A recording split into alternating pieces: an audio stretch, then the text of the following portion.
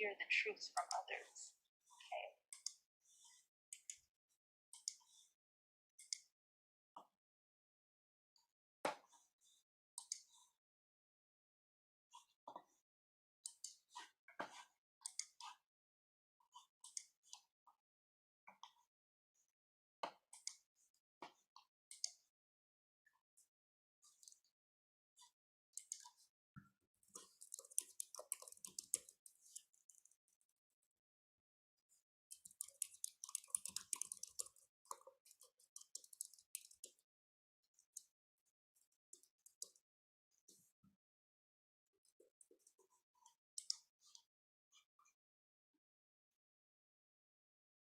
Hello, everybody. I hope you guys are having an incredible day. It's so wonderful to connect with you today.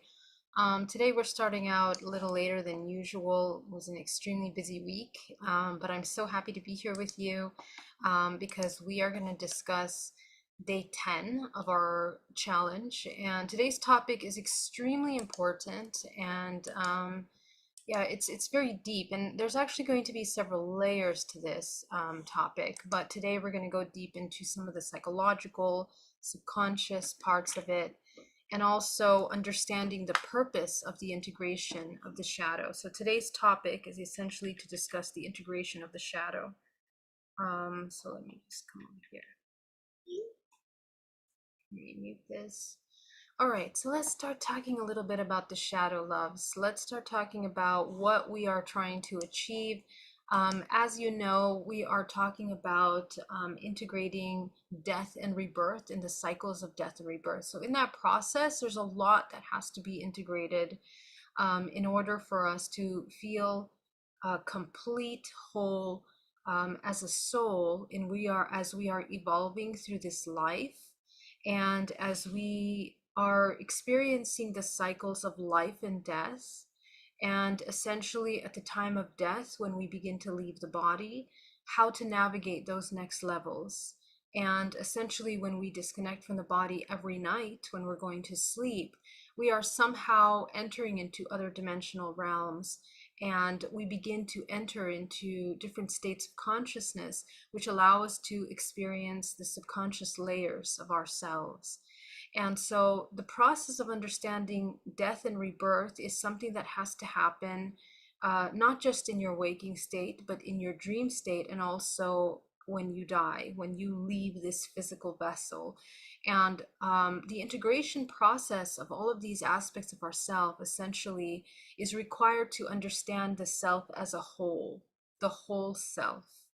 And the whole self as being the soul that's incarnate, and that's that infinite potential that attaches to the physical body in order to experience the life, is just one tiny temporary aspect of itself that you're experiencing. This concept of life and death and those cyclical patterns of the regeneration of these aspects of ourselves actually pertain to every aspect of the self. And as humans, we actually are not aware of those parts. In our society, it's not something that's talked about. It's not something that we learn about our multidimensionality. And this is, in my belief, why many humans end up suffering a great deal, because there is an ignorance of the greater part of us, which is essentially the unknown, that plays a tremendous role in the creation of our everyday experiences. Everything that we experience every single day is a projection of those programs that are coming from the subconscious mind, and essentially what is inherited from many generations that we are projecting into the experience. So let's take a look at that. Let's take a look at that. Hello, everybody. It's so wonderful to see you. Sovereign. Yes. Today we're doing a late one. Marilena, so wonderful to see you. Sovereign Cosmic. Wonderful to see you. Let's take a look. Kira, Marilena, Aaron, thank you so much. Holographic Heart. Wonderful to see you. Welcome. Welcome. Yeah, go ahead and put your questions in capital letters. I'm going to answer your questions at the end of today's live. Okay. All right, so let's get started because we have a lot to talk about, and I want to make sure that we are able to cover all these parts. Let me just come over here. Okay, so let's talk about the basics. Okay, let's talk about the basics in terms of what are we talking about when we're talking about the shadow aspect of the self. Um, so the shadow pertains to everything of the human, which essentially is not immediately accessible to the human. Okay, so, and what ends up in the shadow aspect of ourselves is essentially everything that becomes resistant or suppressed. And it's actually the suppression that is causing the shadow eventually. Okay, so let's break this down, and we're going to talk about mental, physical, emotional, and then multidimensional, how that expresses itself. Okay, so let's take a look at the repression. What is mostly repressed by the human, which ends up in the shadow? The shadow is made up of the repression and the resistance of all emotions. Okay, why? Because emotions are the vibrational charge, the frequency that is input into the experience of this holographic system. So in order for you to experience something, there are two main systems that are running the back end of projection. First of all, it's your programming. Okay, the programming, and that programming is a product of mother, father, influence, programs, belief systems that are inherited within us. We adopt those belief systems within us in some ways or another. Okay, now some of these are conscious and some of these are unconscious. Okay, so these represent the shadow aspects of ourselves. We are also dealing with the inheritance of our ancestral trauma and belief systems that are inherited through many generations that are being expressed through our parents, which are inherited to us. But also there's another overlay that whatever isn't integrated, the shadows that are not integrated from our parents and the shadows that are not integrated from the ancestors are the same. And if you go back generations, there we are also embodying the shadows that are passed down through many, many generations, many lifetimes. And then as a soul, collectively, your higher purpose and the shadow and the unconscious that you are evolving to as a soul in the bigger picture of your incarnation, your many incarnations, as you experience duality on many levels. So the main emotions for humanity that are at the root, at the very, very core root, are the four of these emotions. And from here can emerge many, many, a plethora of emotions that are perceived as lower frequency emotions. Those are guilt, shame, anger, and fear. Okay, these are the primary ones. Now, all of these emotions trickle down to fear. When you study these emotions in depth, you can understand that actually all of them are actually rooted in fear. Okay, so here's the thing. So sadness is also a very deep, and we're not just talking about sadness but also sorrow, like deep sorrow. And this is these emotions, these primary emotions that I'm talking about, are essentially where we inherit ancestral trauma, and it shows up in our family lineage. Rage would be a product, a deeper suppression and repression of anger. Okay, and so each one of these emotions has different levels to them. Okay, so let's talk about that really quickly before I move on. I'm going to come back to this in a second, but every single one of the emotions has a repression aspect to it. Okay, and it also has a dualistic aspect to it. Okay, so if you look at this chart of emotions, um, these core emotions here in the middle, the happy, trust, fear, surprise, sad, disgust, angry, anticipation. So these main core emotions here can trickle down to two main emotions, which are fear or love. Okay, and then from there emerge all of these other sub emotions that you see here. So in the healing process of emotions and in becoming aware of our shadow self, we need to become very familiar with the root cause of the emotion that we're feeling and what we are suppressing, what we don't want to feel, what we are avoiding, and what we are trying to integrate within ourselves. So let's take a look at briefly that what actually is the shadow is everything that we resist, ignore, avoid, repress. Okay, and I really like this quote, which is cut. Let me undo that cutting of this quote. Okay, emotion is the chief source of all becoming. Okay, all becoming conscious. There can be no transforming of darkness into light and of apathy into movement without emotion. Okay, so this is an interesting quote, but what we are talking about here is essentially the core root is in the emotional body. Okay, now let's go deep into the mechanics of that, because emotions are the bioelectrical charge that infuse into the holographic system for creation. Now, when we talk about the two core emotions of fear and love, we are dealing with the inversions and the imbalances or the inharmonious states of either of those emotions. Okay, so when you think of what is the inversion of some of these things, when we talk about what we are repressing, suppressing, and rejecting, are the things that we judge or we apply the meaning or we judge as good or bad. We compartmentalize them in two different ways of either good or bad. Now, what we believe to be bad, and each one of us has these dualities within us in deeper ways than others, based on how we were allowed to express our emotions and how we were allowed to acknowledge the emotions that we feel as children.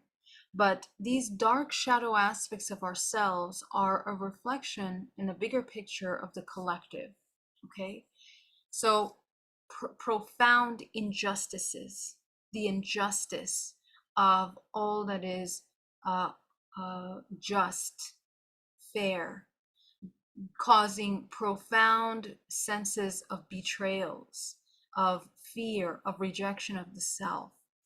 And within this evil, quote unquote, evil seed that is within every human, because it is at the core subconscious parts of what we fear the most.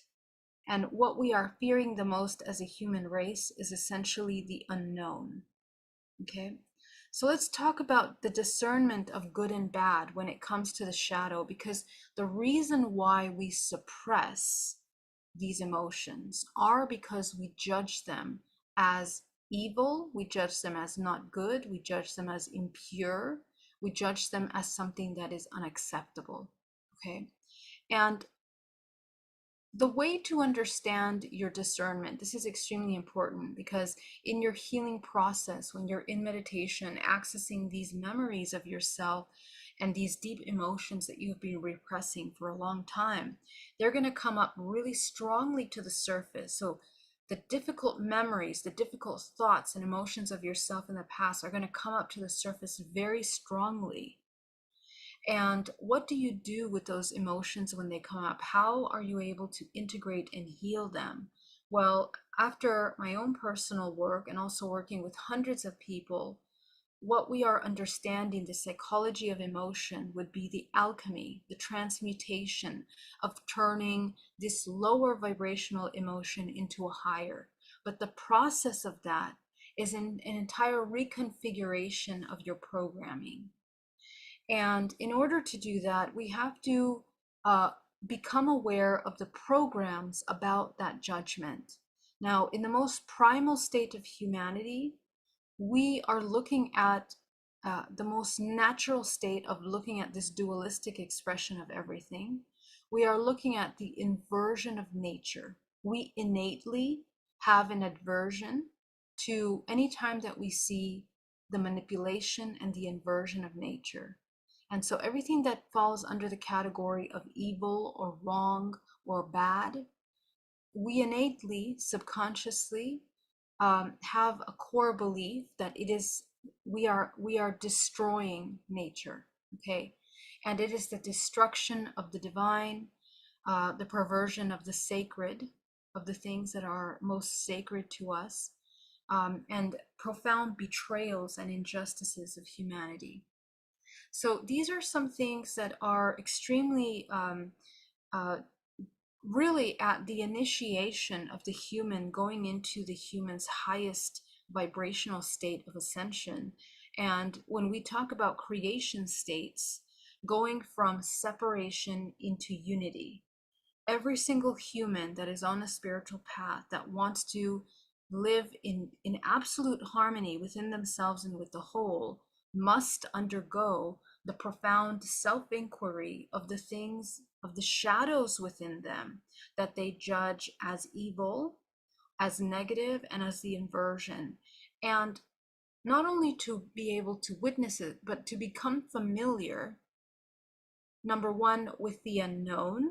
Number two, to come familiar with yourself in such a profound way that you understand how you feel when you feel profound disgust or when you see something that is being violated so deeply, within yourself or within others. And how do you manage that? Now, the reason why trauma is incurring in the body is because, remember, in the filing cabinet of our mind, we look within that filing cabinet for instructions on how to respond to experiences that are happening to us externally. And when we look into that cabinet and we don't find the instructions or a previous reference point to how we have either learned through example, how to navigate certain emotions, this is where the computing system in the mind becomes stagnant. This is where we experience fight, flight, or freeze. Okay, this is a place in which there is a disconnect between the process of how to respond to an experience, and there are many other sub layers, like for example self-doubt and the way that one sees themselves in that experience, but all of them trickle down to the way that we judge and compartmentalize our perceptions of good and bad.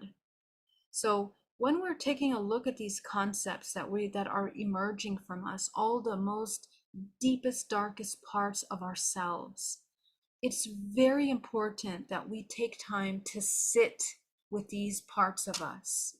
Sit with the parts of us in order to become familiar with how we're going to respond, to become familiar with our reactions, to become familiar with the parts of us that are feeling threatened.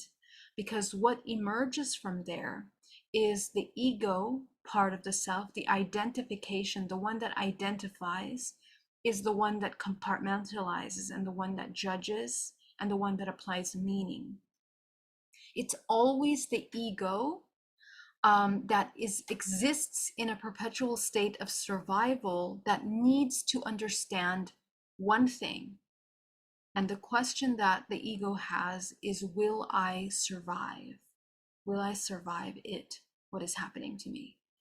And if at any point that ego part of us feels that it will become dissolved, it will be annihilated in any way, or made to feel that they don't have a purpose or meaning for its existence, this is the threatening of its core self.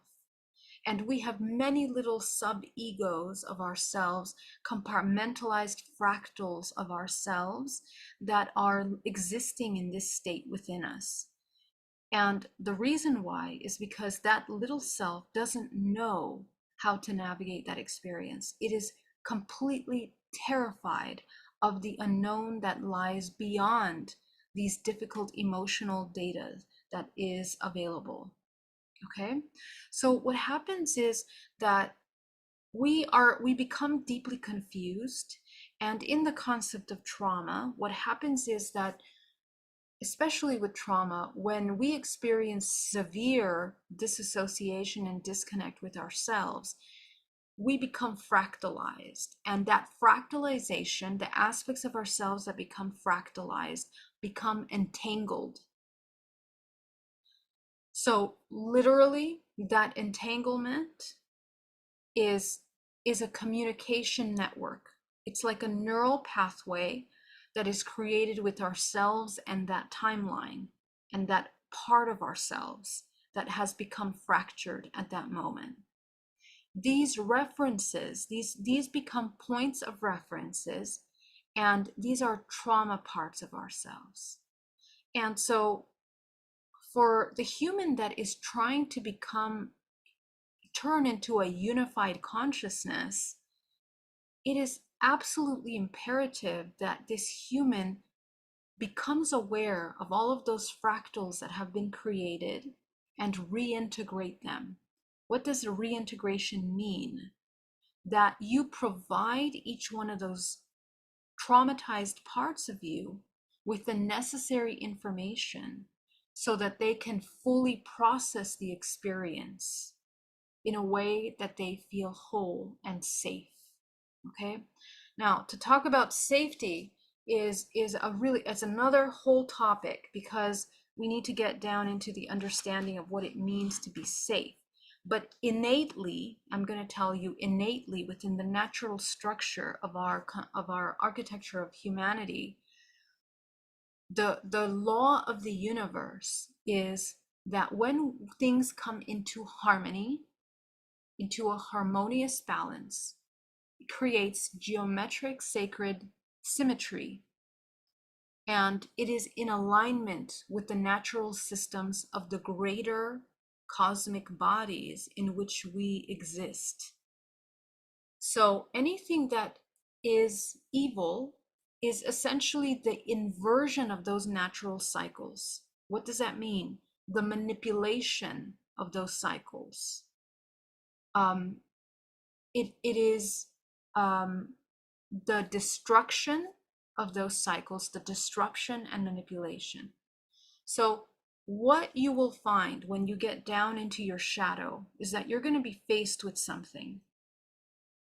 First of all, as you begin to uncover these emotions, you're going to be faced with, how do you embody these emotions, these difficult, tough, negative, quote unquote, compartmentalized as negative? How do you embody the inversion of nature? First of all, you have to understand nature and the laws of nature. And when you do, what you're going to discover is that there is an innate structure in nature, which is cyclical. And that cyclical structure to nature is the constant movement, flow within yin and yang, within positive, negative, within those polarities of life force that must exist in this three-dimensional plane in order to experience contrast, for your soul to be able to experience all infinite potential through this physical vessel. So to understand this at the core aspect of yourself means that from here is where your ability to discern has to emerge.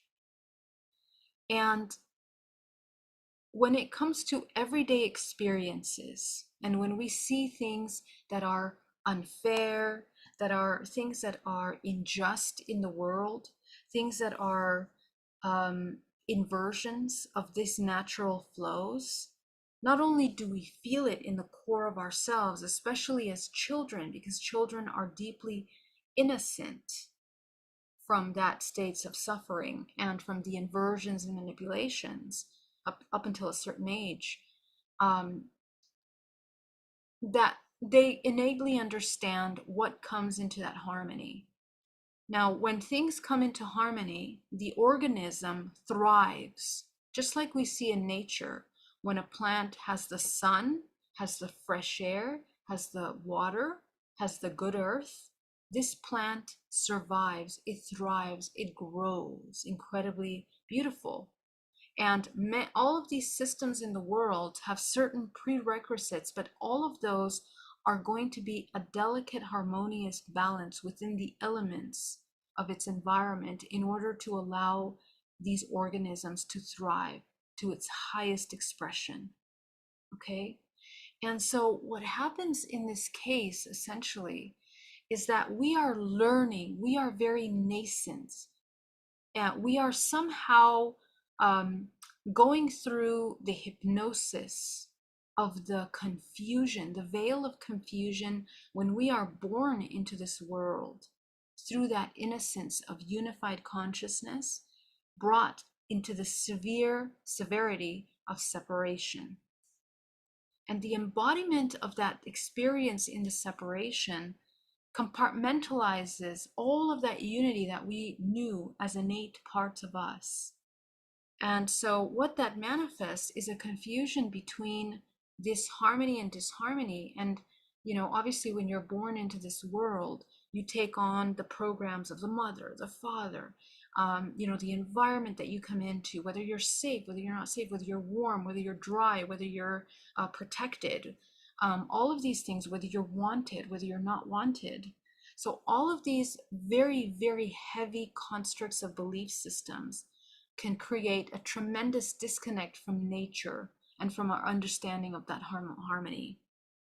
However, the whole purpose of incarnating into the physical vessel is in order to experience that contrast. And what that means is that we have to become friends with both sides of this flow of life and death. Death does not mean disharmony. Okay? Not necessarily. Because there are cycles to this nature, and those cycles of life and death are a part of regeneration, of growth, of initiation, of alchemy, of transmutation. So we are learning how to dance this, to create an equilibrium within these dualistic experiences and life force. And truly, how to heal these profound traumas is to return back to that unity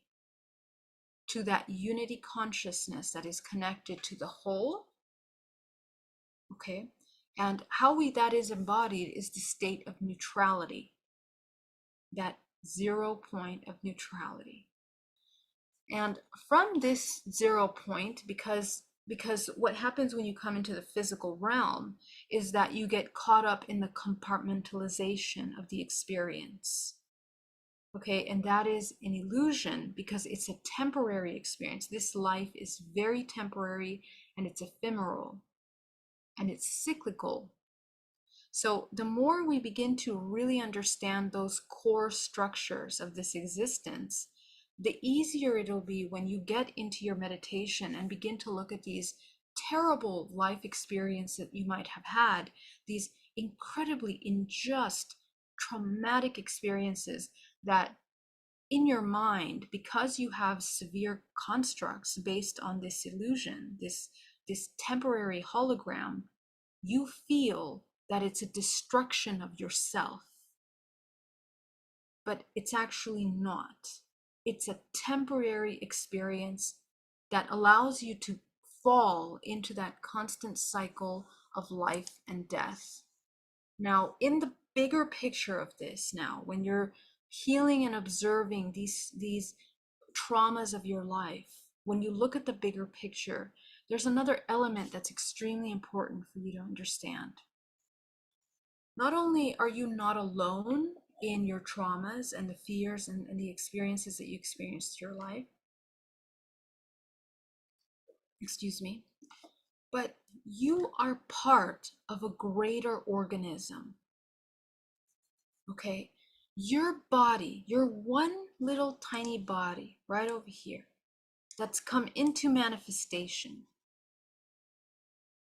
you have been manifested through the morphogenetic field and through the many, many choices that your ancestors have made that brought you into manifestation, into form.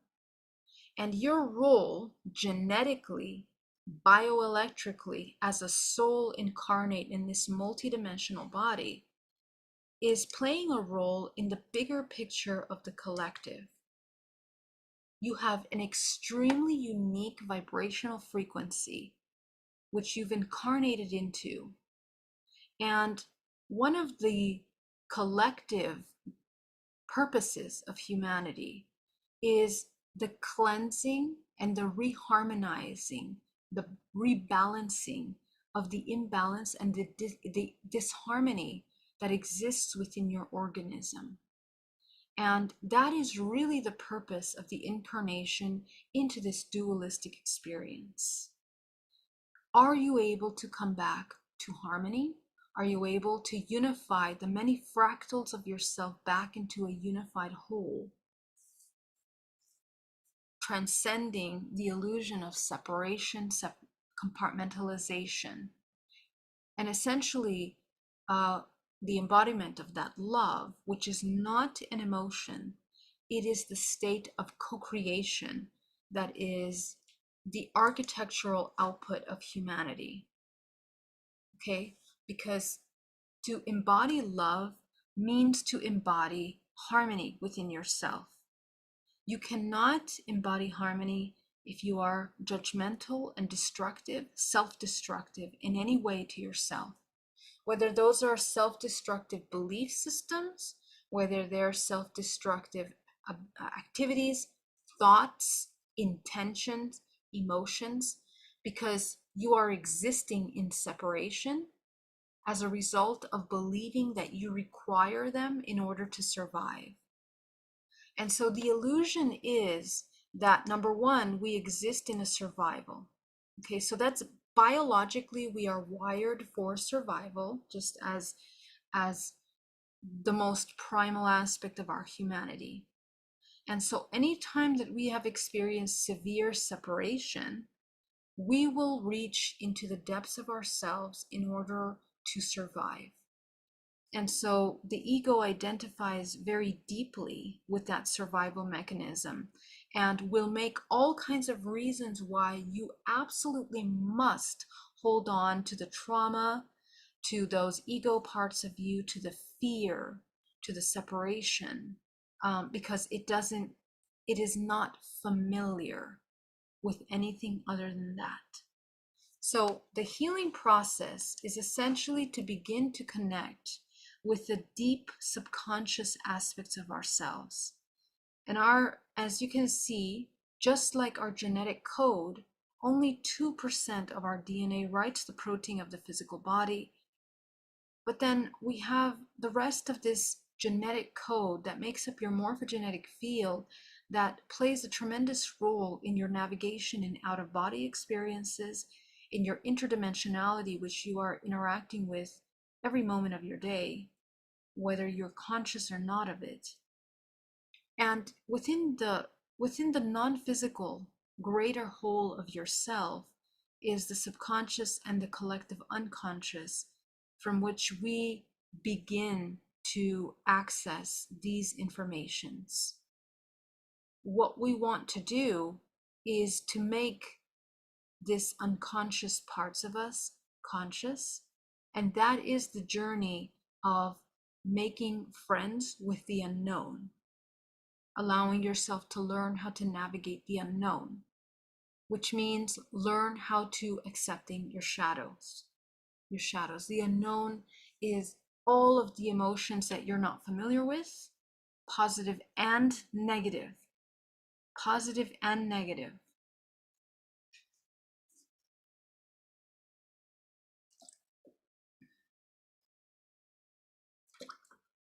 This journey to healing is not about embodying only positivity. If you understand, once again, yin and yang, in order to become whole, in order to become healthy and enlightened, if you will, at some point, we must integrate both this shadow and the light of yourself. And so you are working through this integration process in your every moment. That's the thing that you need to understand. It's every moment of your existence. You are learning how to reharmonize disharmony within you. You are reunifying separation back into that unity. You are making the unconscious conscious. And through complete presence and awareness of yourself, this is how you begin to make that unconscious conscious. You sit with the parts that you are running away from. You sit with the parts that you reject, that you resist, that you are no longer, that you fear. The repression of these deep core emotions that we have not understood what lies on the other side of that. And so one of the deepest programs that exists within this realm is the program that emotions are terrifying, and that we don't have the know-how or the gnosis to be able to process emotions in a way that is productive for yourself. We are not taught this. It should be one of the number one things that are taught to us as children is emotions. Number one curriculum for Human 101 is emotions, and we are not taught that at all. We have absolutely no idea. And so what happens is that we are brought into this complete ignorance of the human biology, the human bioelectrical structure, and many layers of ourselves. So I'm going to come back to this in just a second. But the level of our ignorance, essentially, is everything that we fear. And everything that we fear and everything that we don't know within us becomes something that we, not only can we not control or have any mastery over, but we cannot regenerate it. Okay? So if you're completely disconnected with your body, there are thousands of mechanisms within the body that we can't even begin to comprehend how it functions. That is part of the unknown of this human vessel. And the human body is a fractal of the human condition. Okay? Just like I mentioned that we are all this unified self, this entire collective soul that is this human race and the genetic data that is imprinted in our Akashic records and within the levels of the collective, we are all going through a collective experience when we are all evolving. So we've experienced, for example, during the pandemic, these incredible experiences collectively of absolute where the world stopped. And there was a leveling and an equalizing somehow within all humanity, within a resonance of a certain vibrational frequency. It's a very huge event. And we're going to go through several of these events collectively as more and more is uncovered from the collective shadows of humanity. And we are all, if everything is coming back into harmony little by little as we evolve and as the vibrational frequencies of the collective are ascending. Not only are things, the vibrational frequency speeding up, but that becoming faster means quicker manifestation. And that means that the shadow is emerging faster.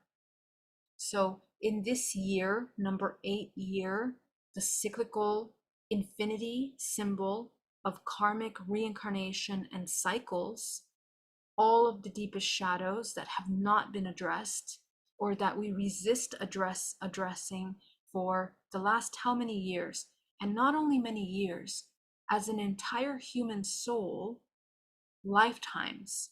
that we have agreed to incarnate collectively on this earth, every single human of us, we have contractual agreements to exist in this timeline together. Okay, so that agreement is literally what we are transcending as a collective. And together, this is why we have to go beyond the illusion of separation, but together we are ascending and learning how to transcend that separation, the fear of unity. Okay, and so what that means is that our fear of connecting to one another, our fear of being seen, of all of our deepest shadows showing, of being vulnerable of ourselves and our true expression, is really just part of the illusion, because we are so deeply mirrored within one another, and we are all cycling as a collective. We are creating a harmonious one human race. How does that work? Okay, so this planet Earth has a beautiful self-organizing mechanism. Just the way your body, your organism has a self-organizing mechanism, just the way infinite potential self-organizes within your chakra system, just the way your existence in your lineage of your ancestral whole is designed specifically to heal specific traumas in your ancestral lineage. All of that is part of cycles of this greater organism. And there's a mathematical equation to this universe. We are compartmentalized within 13 fragmentations of ourselves, 12, 13 fragmentations of ourselves. And we have these archetypal aspects of ourselves that together, all together, create the entire human race and also bring the human race into harmony. Okay, so there isn't a single killer out there, murderer in this world, that doesn't exist, that doesn't play a role in creating a greater harmony within this humanity. And I know that might sound difficult to hear, but because we live in these cycles of karma, the cycles of cause and effect, in which we are deeply interconnected, not just in this lifetime, many lifetimes, we are dealing with the cause and effect, the chain reaction of many of our soul incarnations that we have been brought collectively to experience and transcend together. We also exist in simultaneous timelines, in other dimensions, in which you interact with your ancestors, your future selves, ET parts of you, any of these parts of you. They are all going to embody some level of archetypal organization. Okay, now within those archetypes, I just want to mention really quickly, because everything is self-organizing within these 13 dimensions of information, self-organizing information.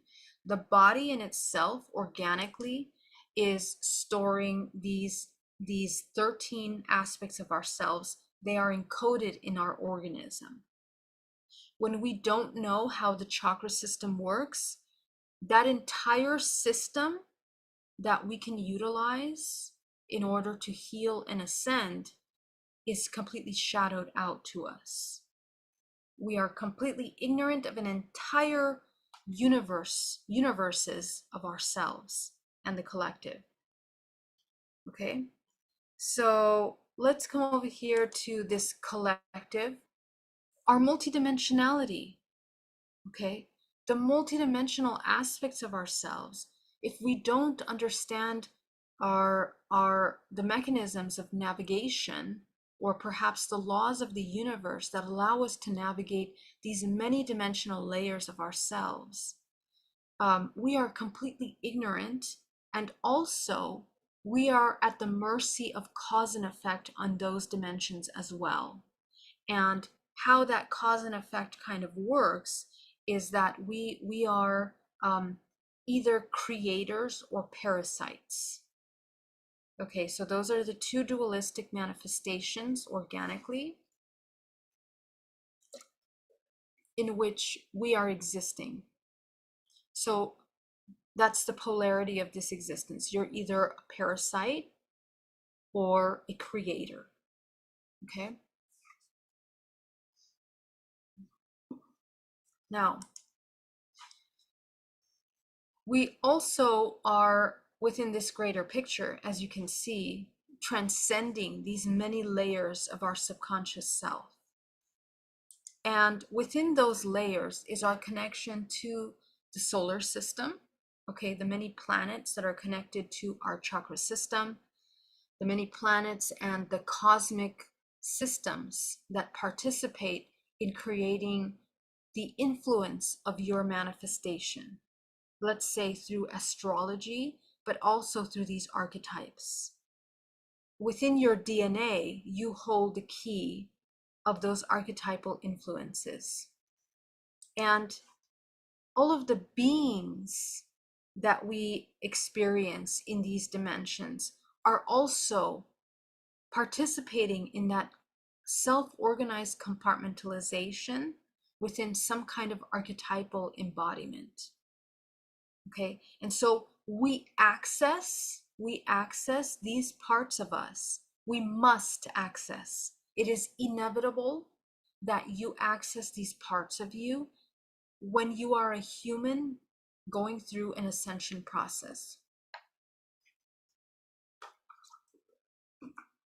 When you are uniting yourself from separation into a whole.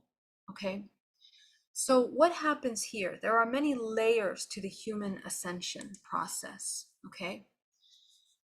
And how you access these different layers of this subconscious parts of you depend on your nervous system, the mastery over the nervous system, but also the states of your mastery in your brain wave states, okay?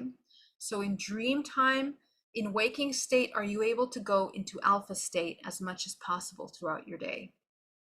Alpha state, which is calm, rest, meditative, observer state, okay, which means regulated nervous system.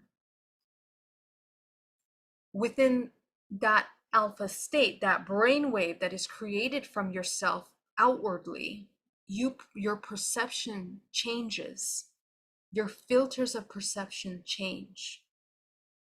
When you are influenced by drugs, for example, or when you, for example, take cannabis, you enter into a very specific architecture that changes your biology, and that you enter into a realm, and it's a landscape.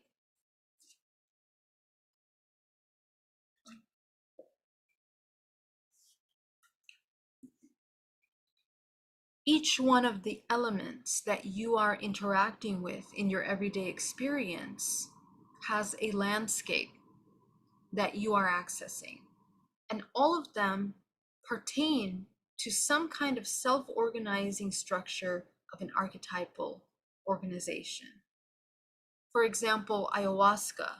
There are very specific traits to people experiences when they are on ayahuasca, because we're literally entering into a very specific dimension. There's a landscape to that, okay?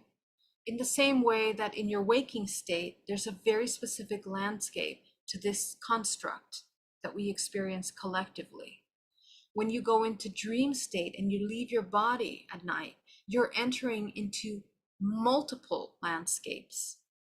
And those are defined by your vibrational frequency, just like all of these other states. When you do drugs, when you do stimulants, it completely depends on your vibrational frequency. The outcome of that experience will depend on your frequency. This is something that the shamans have practiced and talked about for generations. And of course, the masters of this physical vessel through our history, the Christic consciousness, the Buddhic levels of ascension and consciousness, have also learned how to master these landscapes and the organism. So what we are dealing with essentially is we are learning how to become friends with the unknown in all of these dimensions that we are experiencing. Okay, so let's talk really quickly about the biological part of that. Okay, let's talk about the integrating the shadow, the practical, physical part of that. Okay, now, in order to process emotions, what we are going to be managing is the nervous system. The nervous system, which is deeply interconnected to your endocrine system.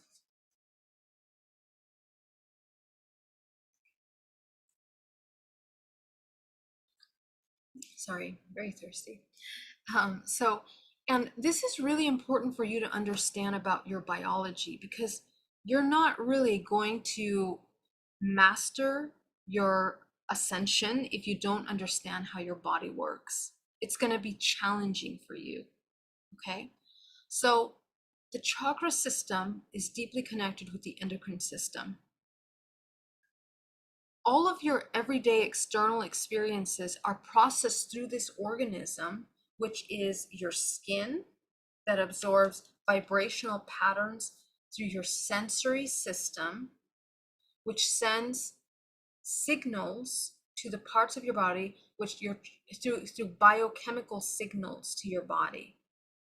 Okay, so if something is terrifying, you get scared and you release some kind of chemical in the body that creates a chain reaction for your organism to respond. In survival, we have installed within us the reptilian brain, which is the survival mechanism of your body. And that reptilian brain will tell, pardon me, will tell your body what it needs to do in order to properly navigate that survival experience. And that's deeply connected with your nervous system. Okay, now why is change so difficult? Is that our nervous system is not regulated. And we hold patterns of survival memorized in the body, like deeply memorized, to the point that sometimes with my clients, they hear or they watch a movie with a scene of abuse, and for some reason they don't have a clear memory of that abuse in their childhood, but it will emote tremendous emotional response. Okay, so in other words, we don't have to be conscious of the trauma. It's literally encoded in your organism. It's encoded within the muscle memory, but primarily through the nervous system. Now, the nervous system is this body right here that you're watching. Now, the interesting thing about this is that we have something called the vagus nerve. And the vagus nerve is the main nerve system that connects to it's the main nerve of the parasympathetic nervous system. And it controls your body functions such as your digestion, your heart rate, and your immune system. This is extremely connected to your endocrine system because the chemicals that you're releasing in your body will affect whether this body is in regulation or not. This is what you're looking at, is your emotional body right here. Okay, so what happens is that we literally, because we hold trauma, what we need to do, and many people, that because the trauma is overwhelming, they want to run away from these overwhelming emotions into drugs, sex, alcohol, relationships, anything and everything possible in order to avoid feeling the emotion. In other words, in order to experience the unknown and the uncomfortableness of the unknown. Now, it has been scientifically proven that when you feel an emotion, the lifespan of an emotion is literally minutes, minutes, minutes in your body. So if you sit in with an emotion, it will literally take minutes for you to process that emotion fully in its entirety, in its lifespan. But what happens is that that lifespan is interrupted. And when feeling an emotion is interrupted, there is not a full processing system in the body of the integration of the emotion, because it's interrupted by the analytical mind, the reptilian brain that wants to survive the temporary discomfort of that emotion. And so what needs to happen is that we need to understand that emotions are extremely temporary, and you are not your emotion. Now, the emotional body is so huge in you. I mean, take a look at how deeply integrated this emotional body is. Okay, here's a picture of your nervous system. Okay, so this is, I mean, this is your human organism. Some people say you look like an alien.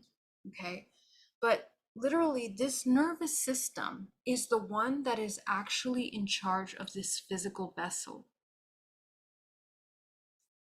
And it's not the actual nerves, it's the parasympathetic nervous system, but there is a holographic nature to it that exists within you.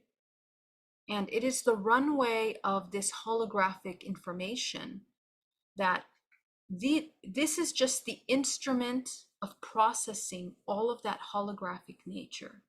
Emotions are, it's a vibrational frequency, it's a bioelectrical charge.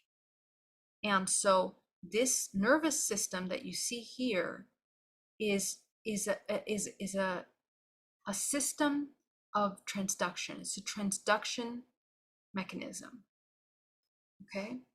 So what happens in the physical body when we don't allow ourselves to feel that few minute emotion in the body? Now, how do you feel the emotion? You observe it. Okay. That essence of observer that's at the center core of all of these many systems is the real self.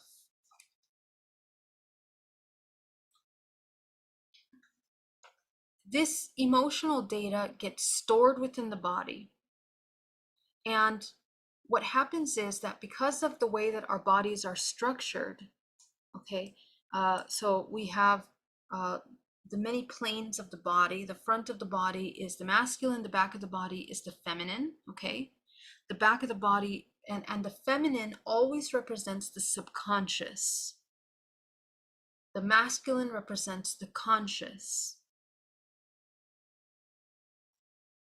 The feminine is the receiver. The masculine is the giver.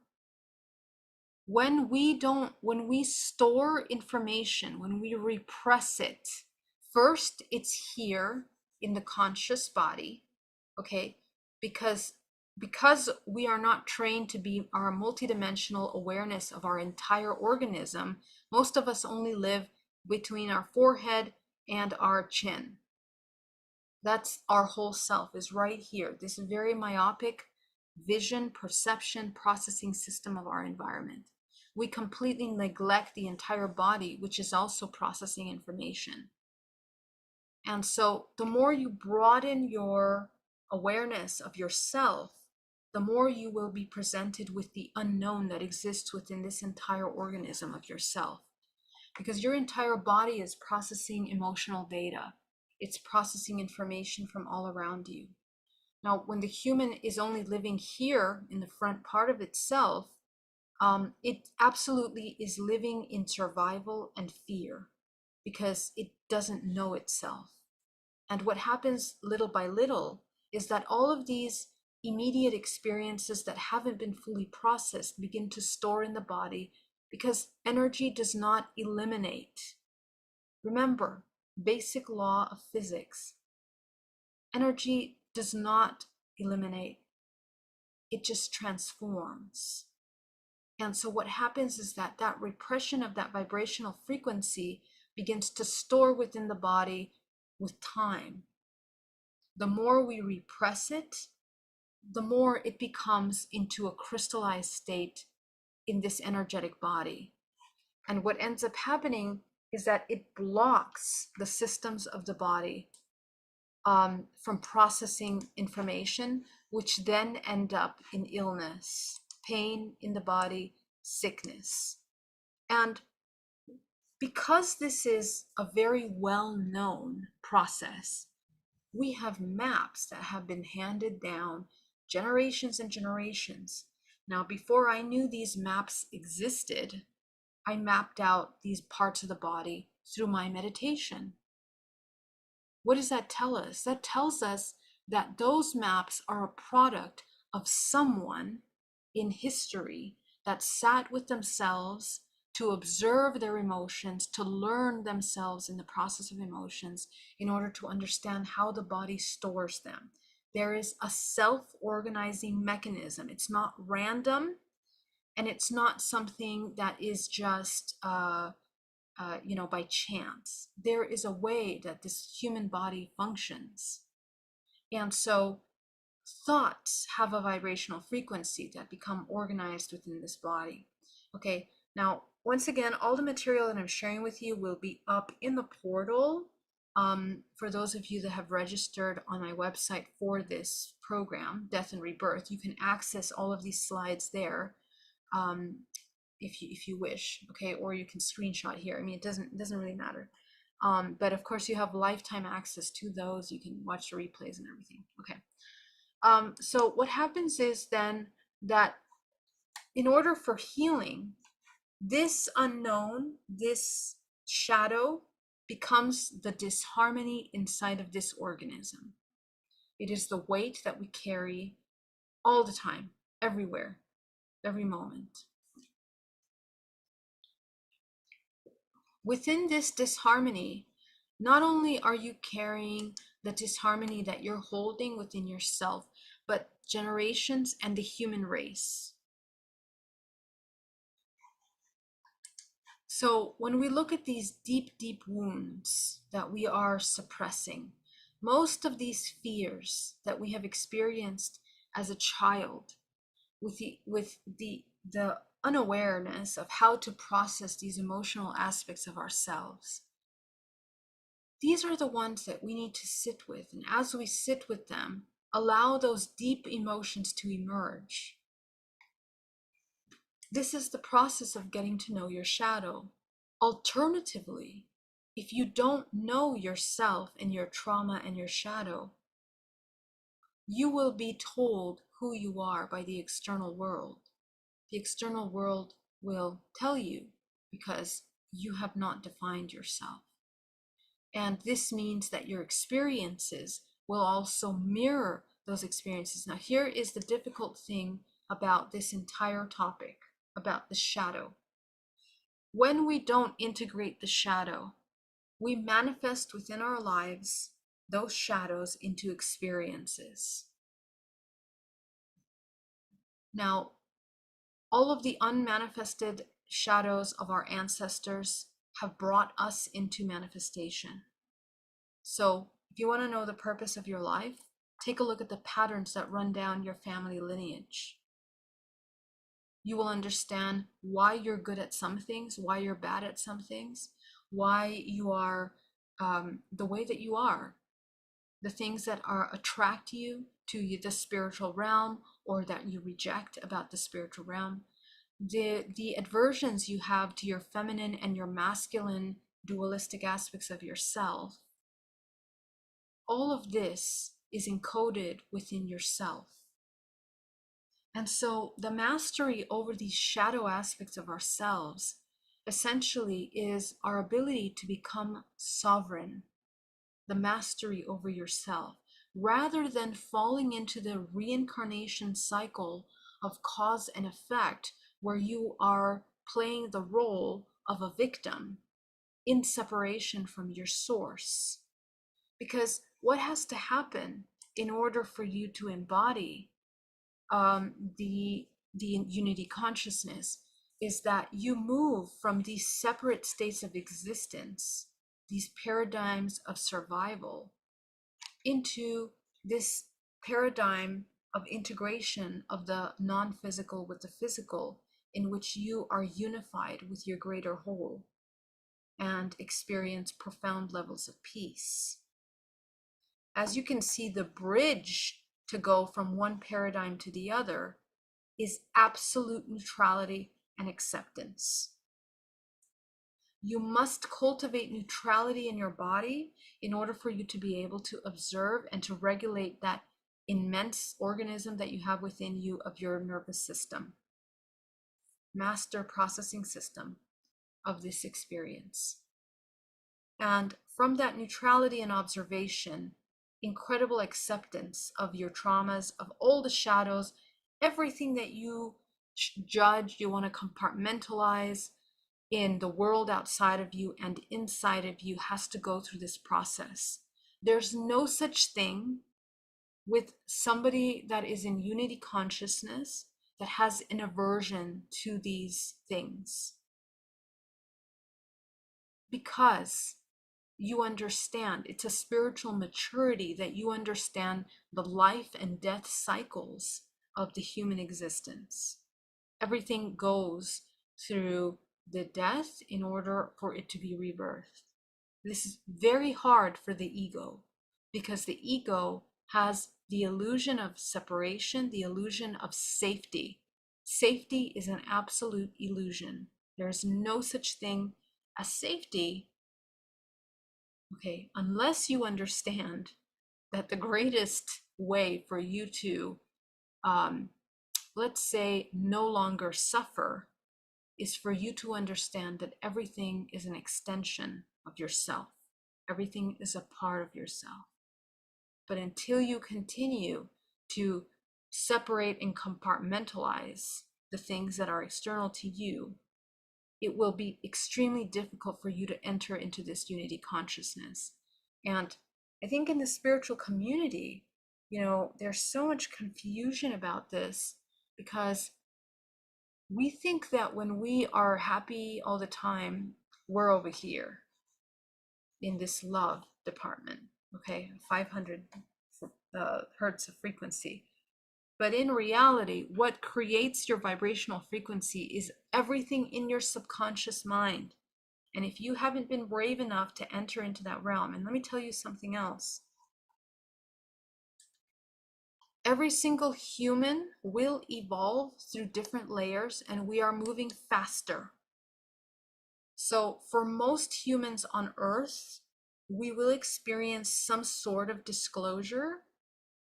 What is disclosure? This stupid term that has been created by this shadow system. The disclosure is the disclosure of yourself, the fact that you are multidimensional, that you have these interdimensional aspects of yourself that appear and interact with you in these higher dimensional realms. They manifest in these forms of strange creature-like beings, which we perceive through these filters of archetypal organization. But they are not separate from us. In fact, they are a reflection of us in the most deepest connected way. Not only genetically are we a hybridized race, in that in our DNA, we hold all of these archetypal aspects. We navigate for centuries and centuries, since the origin of humanity, we are navigating these higher dimensional realms, interacting with these beings. And in this current timeline, we are going to go into these higher levels of technology, of ascension, of frequency, and we have to be prepared for the emotional roller coaster that some people will go through by resisting these great truths, these difficult experiences of the collective. We need to expand our consciousness because the contraction and the resistance of any part of you that you reject will be your downfall.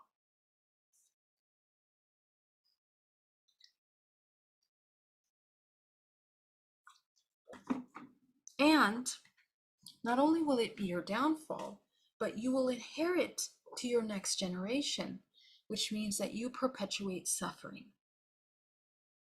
Because this is cause and effect, you cannot avoid the reality that if you do not integrate your shadow, you are perpetuating suffering. You are the parasite that continues to embed within the human race. Okay? You chose within the human race to continue to embody parasitic consciousness, separation consciousness. So I guess when it comes to this point in spiritual evolution, we really need to enter into a spiritual maturity, a very mature place that we understand the responsibility behind conscious awareness and the embodiment of that. It's not about talking or pretending or dressing spiritual or talking spiritual. It is absolutely the shadow work that you're doing. Nothing else. It is nothing else. You don't need to go to healers. You don't need to go to shamans. You don't need to go to meditation groups. You need to go inside to address the shadows. If you wish to be a healer for yourself and the collective, this is where the work begins and ends. Because you truly cannot be of service to another human if you do not integrate these shadows, because you won't know how to hold space. The integration of the shadows is a restructuring of your multidimensional body. It is bringing your body into a state of operation in which you create the Merkaba light body, you restructure the rainbow body, you organize these archetypal aspects of yourself into an organized 0 point, which allows you to access source, which is infinite potential, which means that you're able to navigate in your dream time fearlessly, non-judgmentally, many dimensional aspects of yourself. And even beyond that, which those way showers right now, us, you people that are here, you way showers are the ones that are doing this work to show the rest of humanity at some point, to be an example. You don't need to teach and show them, particularly in the physical, but you are the way shower. Okay, so let's take a look at the healing process of this. Let's break it down. Okay, now if you have profound feelings of, let's say, disgust, this is very interesting practice. I want you to get this chart here. I'm going to put it up. Go ahead and screenshot this if you are here, or take a picture, whatever you want to do. But I want you to sit with this wheel of emotions. And if you can print it out, or if you can just have it on your computer or your phone, when you're in meditation, I want you to sit with every single one of these emotions. And you're going to ask a couple questions. Number one, you're going to observe what happens to your body, what sensations come up in your body when you feel these emotions. You're going to be repairing the disconnect between the mind and the body. We talked about the upper and lower dantian. How do you reconnect that? It's through this kind of work. This is a fact. So as you begin to observe your body and how it reacts to each one of these emotions, you will begin, as you come into the subtle observer, memories will begin to arrive. You will activate your DNA through the emotional body. That's a fact. Okay, so as you begin to have those memories, you're going to work with those memories and the emotions that come up. When you remember a vision of some sexual activity that happened to you that was uncomfortable and was a betrayal of your boundaries as a child, you're going to be met with many strong emotions. So first, we have to go beyond the constructs that you have been indoctrinated with. about everything you know about sex, about emotions, about yourself.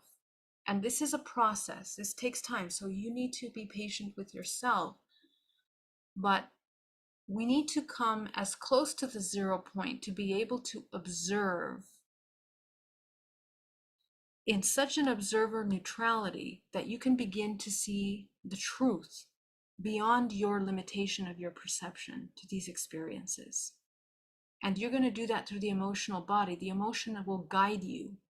If you feel disgust, for example, the profound feeling of disgust, when you sit with that emotion, you're going to have rage, anger. You're going to have profound fear, fear of the unknown. You're going to have profound feelings of mistrust. You're going to have profound feelings of disconnect.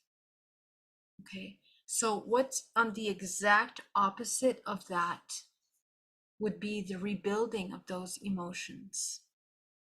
So I want you to walk yourself. How could you get to the opposite of that emotion? What is the opposite of disgust? Okay, and you're going to learn so much about yourself. One of the most humbling aspects of doing the shadow work is that the mirror element of shadow work. This is very profound, that once you get into the meditation to begin to observe, we become what we hate the most. Okay, it's a very difficult thing to accept for us. And one of the most difficult examples of this is with sexual abuse. Okay, but we might not understand the connection until we get into these depths of our subconscious mind. We might think that we are divine, pure beings, but we don't realize how these subconscious traumas manifest into the way that we speak to others, the way that we dress, the way that we present ourselves, the personalities that we've created, which again, they're a construct of belief systems, the way we hold ourselves in society, and most especially the things that we do in our alone time with ourselves, in which these traumas manifest themselves. And more than likely, the fears of, let's say, the perpetrator of the trauma towards us, that they felt, are exactly what we exist in, because we absorb a lot of that within our body. Okay, so to close,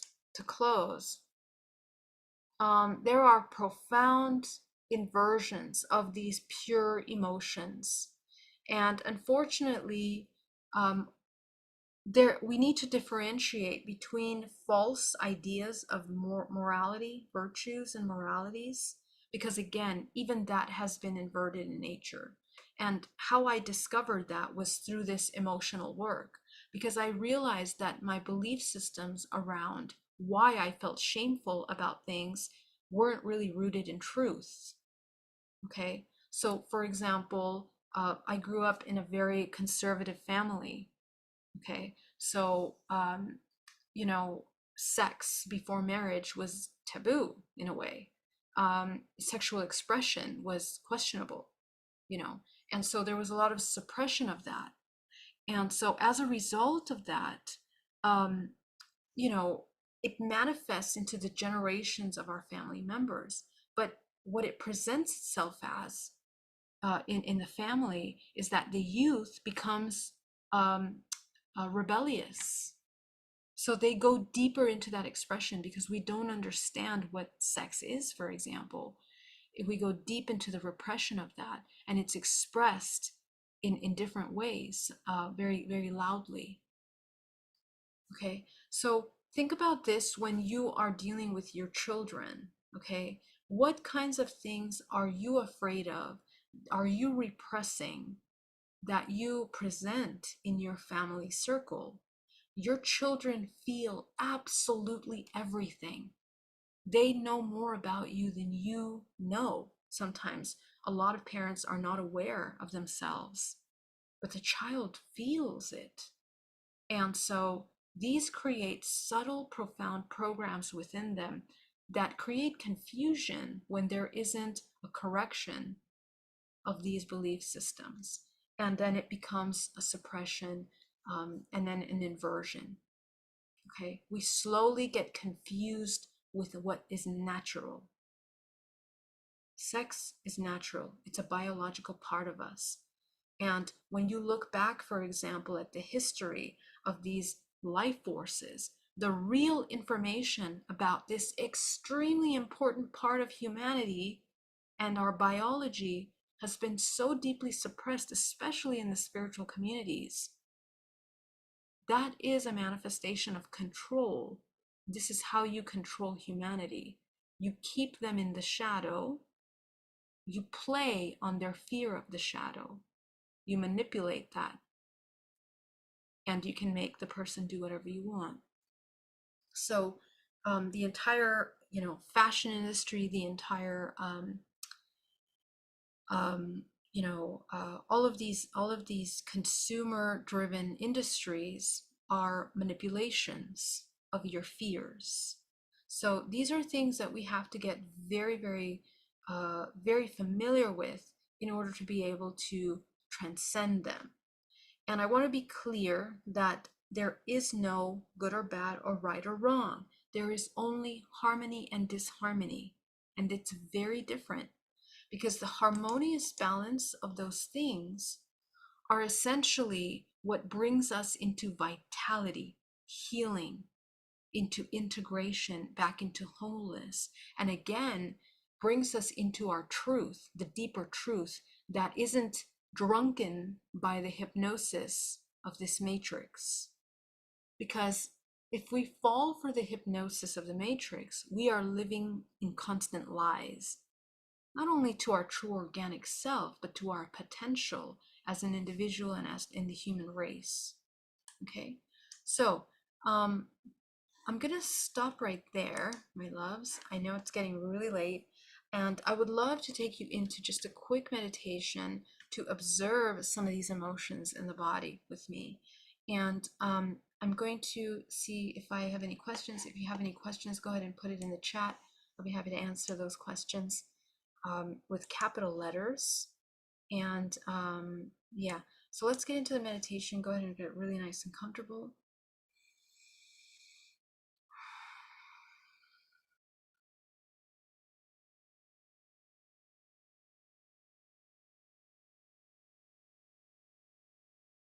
And I want you to come into the absolute stillness.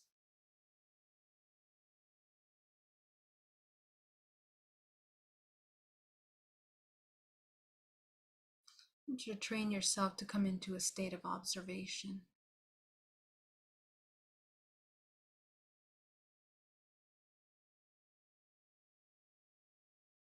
As you begin to observe yourself, how you feel in this moment,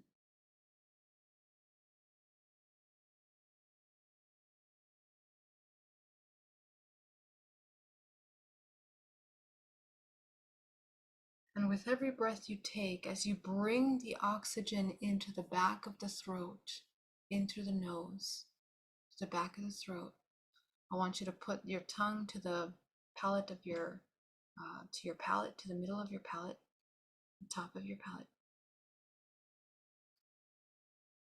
and allow yourself to breathe.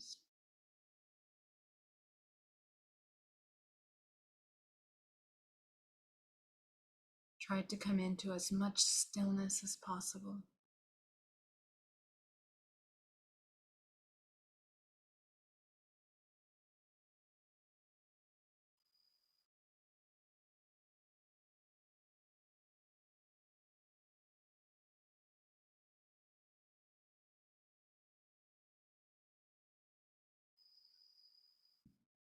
Go ahead and ground yourself down to the center of the earth.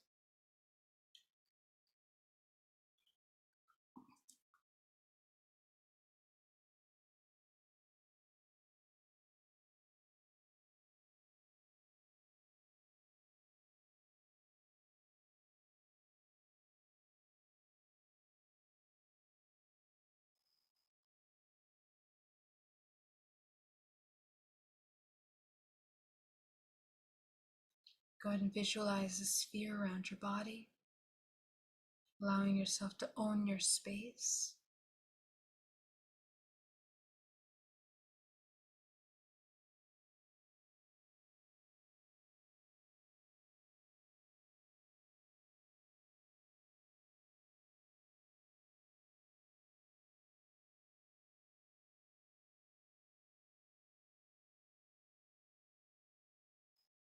Focus on the root chakra as you visualize shrinking it down to the size of a dime.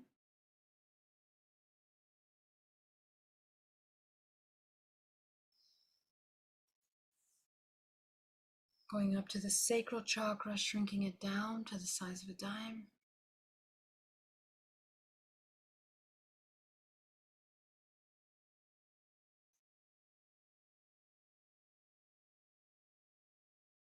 Going up into the solar plexus, shrinking it down to the size of a dime. Opening your heart. Opening your throat and your third eye.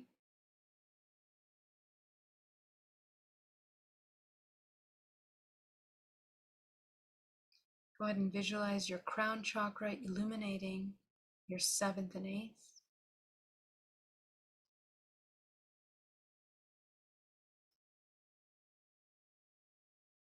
Go ahead and visualize a room full of karmic contracts.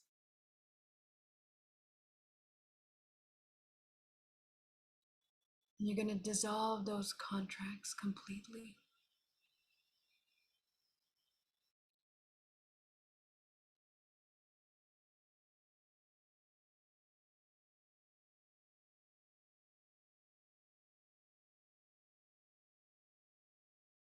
Go ahead and visualize a powerful golden light coming up from the earth into your body.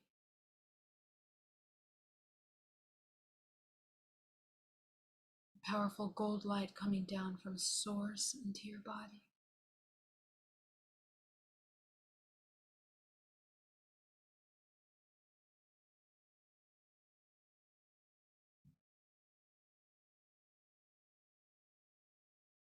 Go ahead and begin to clear the first layer of your body.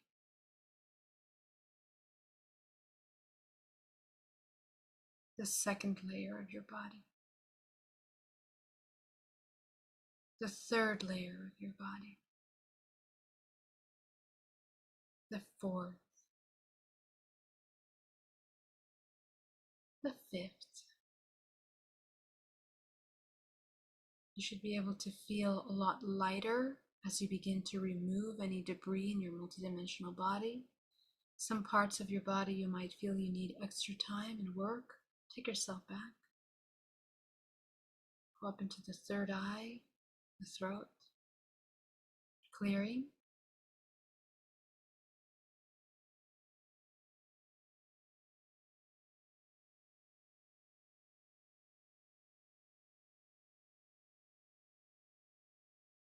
Very good. Go ahead and open your root chakra back up. Open your sacral, your solar, your heart, your throat, and your third eye. Go ahead and activate the 7th, the 8th, the 9th, the 10th, the 11th, the 12th, the 13th, the 14th, the 15th, the 16th, the 17th, the 18th, the 19th, 20th, 21, 22, 23, and 24. And above you is a powerful white light of source. Go ahead and connect up into that source and allow that source to move down to the center core of your body as you anchor down to the center of the earth. And I want you to allow yourself to open your eyes, and with your eyes open, begin to connect in this moment with this source light moving through you. Excellent. You guys did amazing. Thank you so much. I'm going to do a recording of a separate, deeper shadow meditation for you guys, and I will upload it in the material, in the course material. But I want to thank you so much for joining me today, and I will take a couple questions and then I'm going to close up.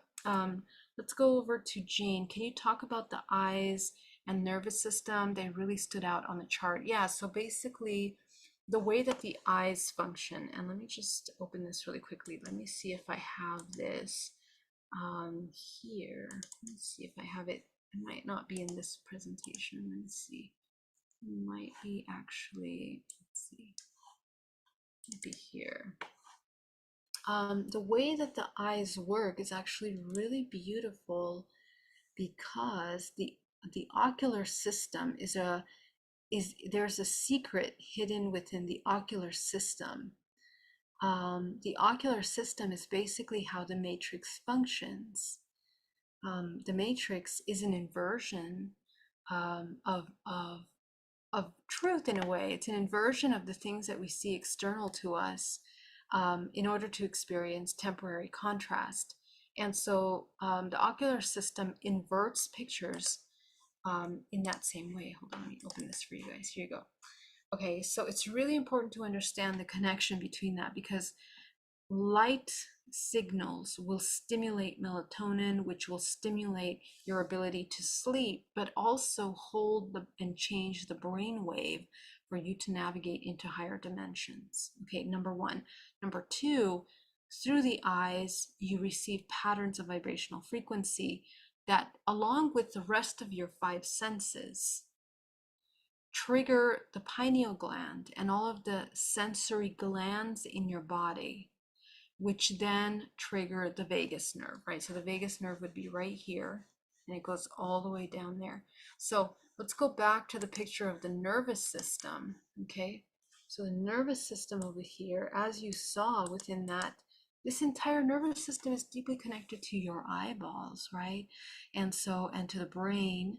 And so this entire organism here that we see, this to me is one of the most powerful proofs of how we are multidimensional, because all of the senses of the body are being translated, and all of those signals are being brought through the nervous system here. Okay, so the eyes are very important um, in terms of our perception and how we're seeing things.